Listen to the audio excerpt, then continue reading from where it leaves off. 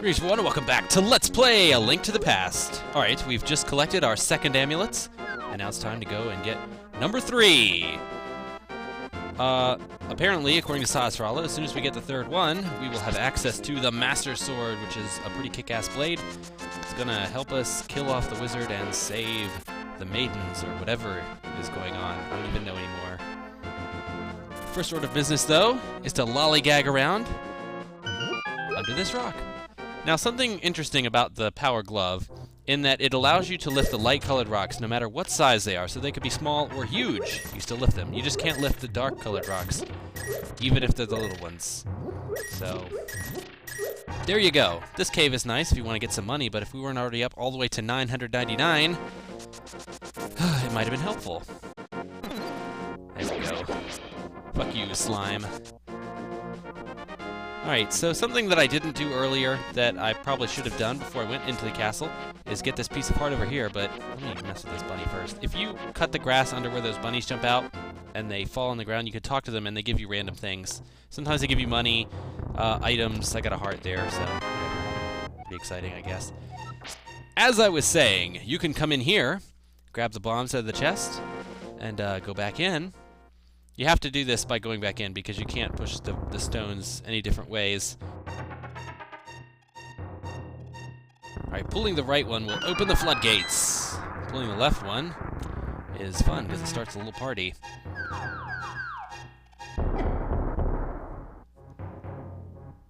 Alright, so opening the floodgates somehow drains the swamp and reveals a piece of heart. And no, you can't do anything to those fish, as far as I know, unless someone knows something you can do to the fish, but pretty sure you can't do anything to the fish. Can't catch them, anything like that.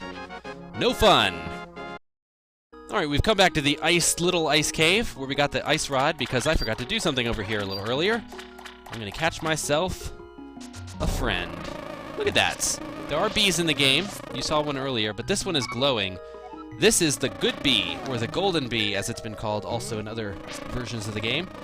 You need an open bottle, though, to have it. The good bee is better than regular bees in that he will, once he's caught, never harm you, and he always comes back to you. While the other bees can harm you and will fly away when you're done with them. So, let's test this sucker out.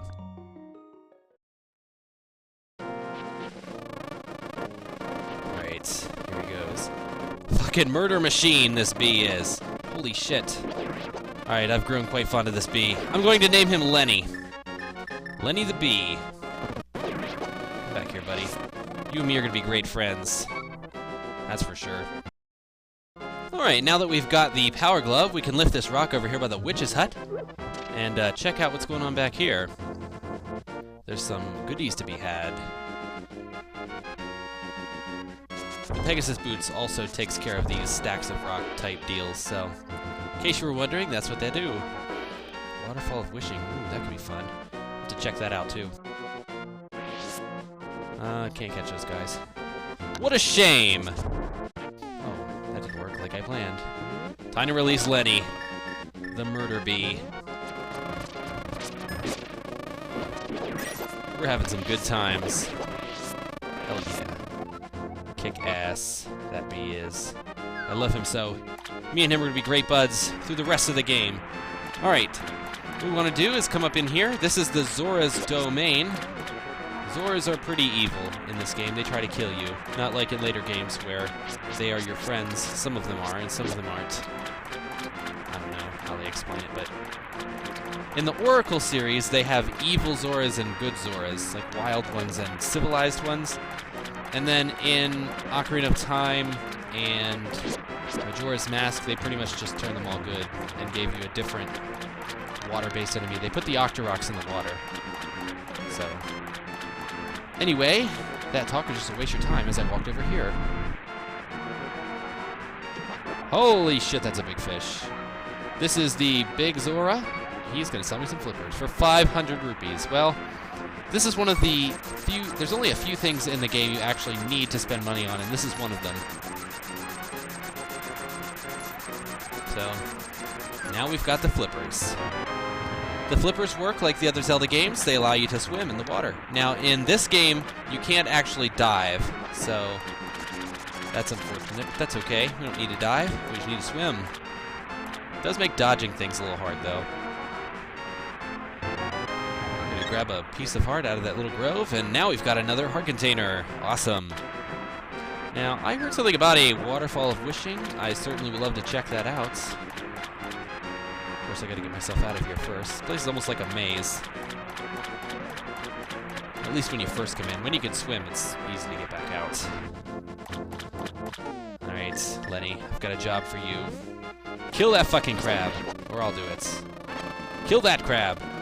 Alright, one thing that the good bee does for you also, when he's not killing shit, he will show you where there are secrets. There's a secret here. And, Lenny, no! Oh, man. Well, I guess it just was meant to be. Maybe he's off doing things, doing good in the world. Maybe we'll meet up with him later, who knows.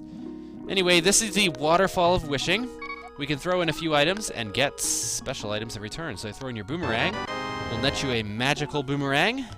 This one pretty much just moves faster and goes farther than the original boomerang. Otherwise, it still does the same thing.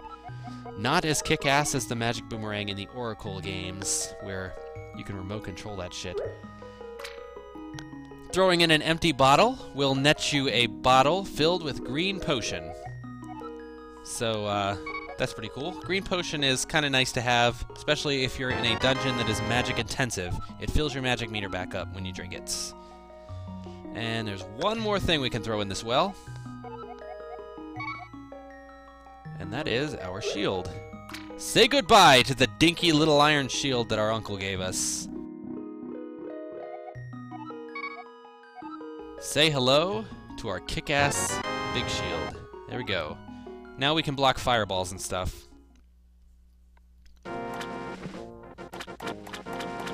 Alright, one thing that the Big Zora also mentions is we can use their whirlpools as a method of transportation. They're scattered throughout the land in different waterways, and pretty much they just teleport you all over the place. Can't get that piece of heart yet. Do not worry. We're in Lake Hylia right now.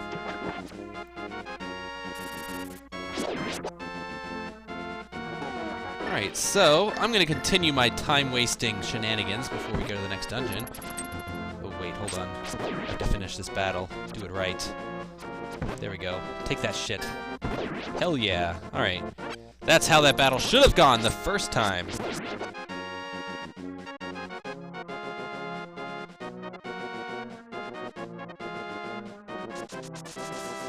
Alright, if we make our way over here, to the north is where the first dungeon was, by the way, so just for your getting your bearings. Go to the south, and we can jump in the water over here. And swim our way up and around.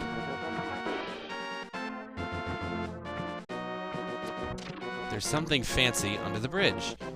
Now, a lot of people probably don't know about this, but this is where you get one of the bottles. And I didn't, you know, when I first played this game, I never thought to look under the bridge. There was nothing really explaining it to me that I could find. But anyway, we find this hobo under the bridge. And he wants to help us out. Yeah, thanks. Awesome. Actually, that's a pretty good prize. Bottles are awesome. In every sense of the word. Alright, let's get out of here. Alright, I'm going to stop wasting time now. We're passing the sanctuary again. This time, though, we're not going to go to town. We're going to go north to the mountains. That's where the third amulet is, third pendant or whatever. First of all, though, I'm going to go in this little cave because there's a special secret in here. It's another piece of heart. How exciting. Alright, anyway, it's on to Death Mountain. Now, Death Mountain is just part of the Zelda landscape. It's always been in Hyrule. In the original Zelda, mountains were pretty much everywhere, but Death Mountain was kind of the northern-ish part of the map. Death Mountain in Zelda 2 was kind of a maze-like area. So, when they brought it in here, it's kind of just a different zone, which I kind of like. It's got its own little area. First of all, though, we have to navigate this cave in the dark. There's bats everywhere. Ooh, strange old man. Sure, fine, I guess. I guess I just shouldn't leave an old man rotting in the cave here. I guess so. I was just looking for a pendant.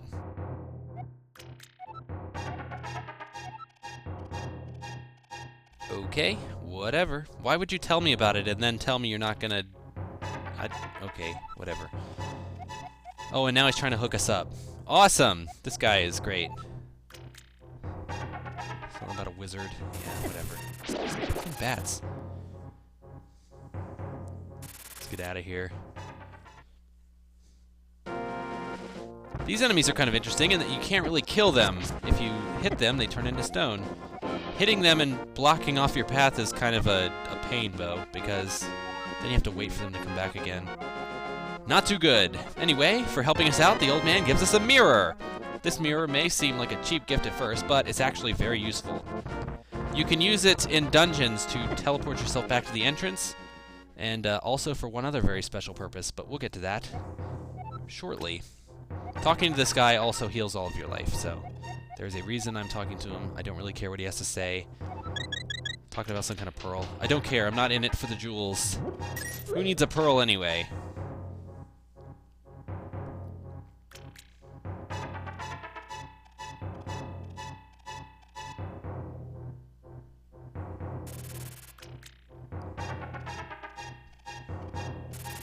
Yeah, that cave was hard. I didn't go in any of the other paths. Basically, at the end of them, there's just pots with money under them. That's all. Nothing exciting. It's pretty much a dark maze. Alright, this cave here will lead you back to the bottom of the mountain. So we don't want to do that. We want to go up the ladder. Oh yeah. And there's gems up here, but we can't actually collect them. We are high the hell up. Holy shit. Alright, this rock up here is kind of a throwback to Zelda 1, where, if you recall, there is a dungeon hidden in the rocks. It's actually the final dungeon in a rock that's shaped kind of like that.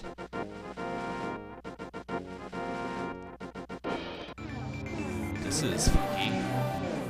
Oh boy. This is fun.